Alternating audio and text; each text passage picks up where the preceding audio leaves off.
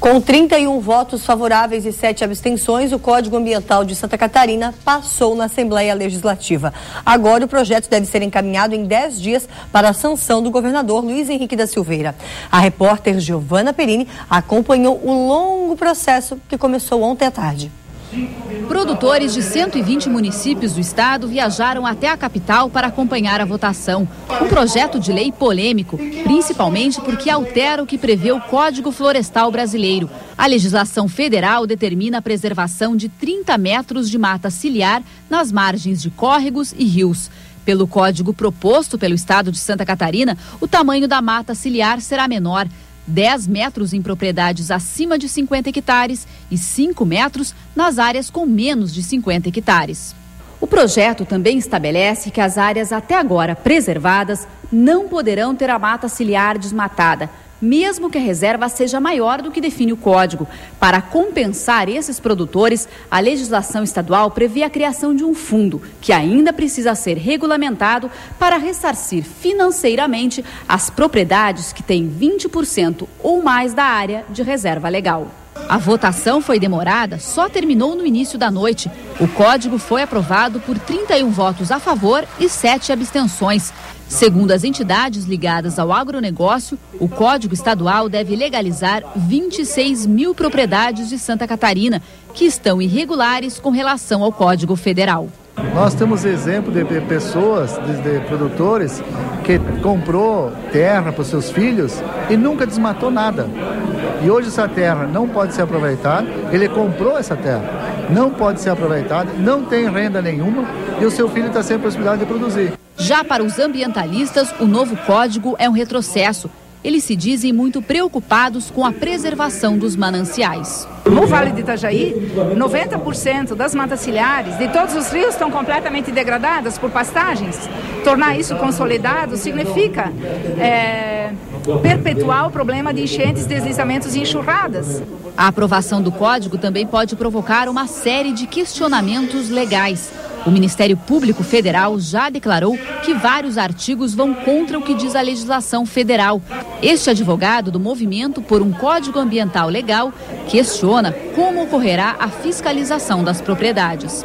Tanto a Fátima, a IBAMA quanto a Polícia Ambiental, eles vão ter que seguir os parâmetros da legislação federal, que é o Código Florestal. A partir do momento que os agricultores ou qualquer pessoa que não respeite os parâmetros da legislação federal, eles vão estar incorrendo em crime previsto pela Lei de Crimes Ambientais, a 9605, que define o que é crime ou não ambiental.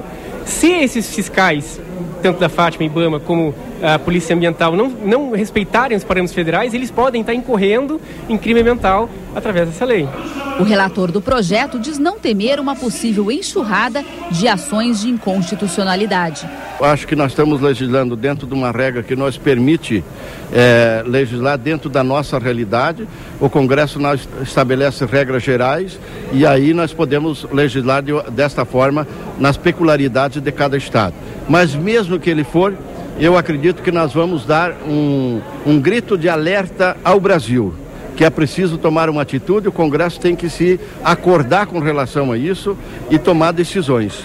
E não pode fazer uma lei que permaneça a validade para todos os estados brasileiros, quando que nós temos condições geográficas diferentes, climáticas e de questões de ecossistemas totalmente diferentes.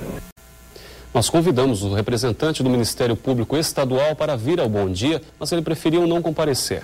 Mas para não deixar você, nosso telespectador, sem uma análise sobre a aprovação do Código e o impacto no futuro da preservação do Estado, a gente conversa agora com José Rubens Morato Leite, que é professor de Direito Ambiental. Muito bom dia, professor. Bom dia, Diana. Para começar, já que a reportagem terminou falando da inconstitucionalidade, o que o senhor pensa a respeito?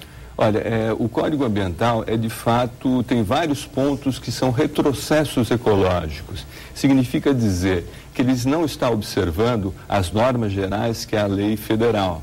Então, quer dizer, ainda está sobre a égide da sanção ou veto do governador, que deveria ter a razão no sentido de vetar algumas partes desse Código Ambiental que estão contra a função ecológica. Isso que é pior. Quando se fala em mata ciliar, se fala na proteção da natureza como um proprietário fideicomissário da geração futura.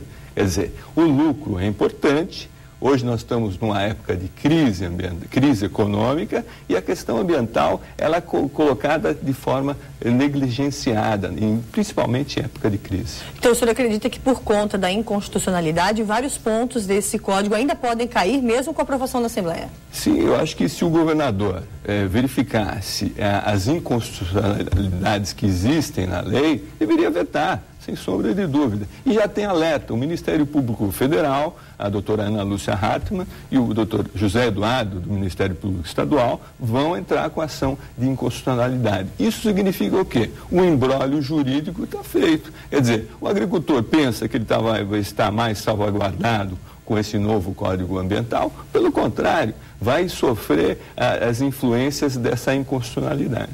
Professor, o projeto prevê que quem tem 30 metros de mata ciliar atualmente não vai mais poder desmatar. Para isso, vai ganhar uma indenização. O que o senhor acha dessa questão? De onde vai vir esse dinheiro? É isso que nós teríamos que saber. E outra coisa, quanto à compensação ambiental, seria que o dinheiro dessa compensação, ele deveria voltar sempre para a natureza. Então, nós temos que pensar em relação ao futuro. A propriedade existe e ela compreende também a função socioambiental da propriedade. Quer dizer, quem compra um terreno, ele tem que manter o terreno preservado, porque senão acaba a função ecológica do terreno e ele acaba perdendo em curto prazo. Ele não pode pensar em curto prazo, ele tem que pensar em longo prazo. Professor, agora qual é a análise que o senhor faz do ponto de vista dos agricultores e dos ambientalistas? Porque foi o maior impasse que nós vimos até aqui. O que está acontecendo é o seguinte: existe um código florestal que já existe há mais de 40 anos e ele tem valores que dizem respeito à função socioambiental da propriedade, e isso minimamente tem que ser preservado. Logicamente que o agricultor, e muito o pequeno agricultor, ele pode estar sofrendo com isso, mas por uma falta de equipamento do poder público na fiscalização, na orientação, né? Então, e tem um outro dispositivo que é meio contraditório, que é o licenciamento por decurso de prazo. Quer dizer, isso é uma vergonha. Por quê?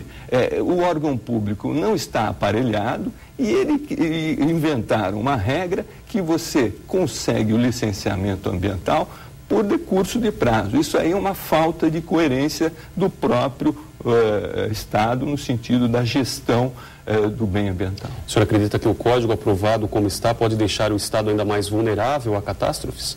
Sem sombra de dúvida. Nós temos exemplo há pouco tempo das cheias que houveram aqui nesse estado, oriundo principalmente da falta de verificação, de omissão do Estado na preservação das nascentes, das matas ciliares, das áreas de preservação permanente. Quer dizer, se houvesse uma fiscalização e um aparato do Estado nesse sentido, talvez nós não tivéssemos tanta tragédia como tivemos nesse último verão.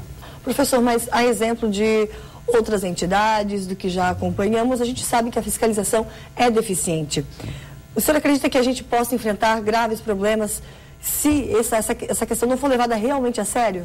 O que nós temos que ver é o seguinte: o código, como concepção, ele não é ruim, porque ele consolida toda a legislação ambiental em um único diploma.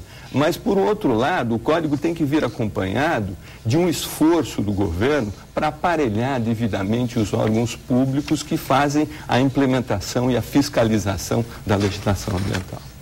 Não adianta ter lei se não é possível cumpri-la, né? Professor, muito obrigado pela participação aqui no Bom Dia.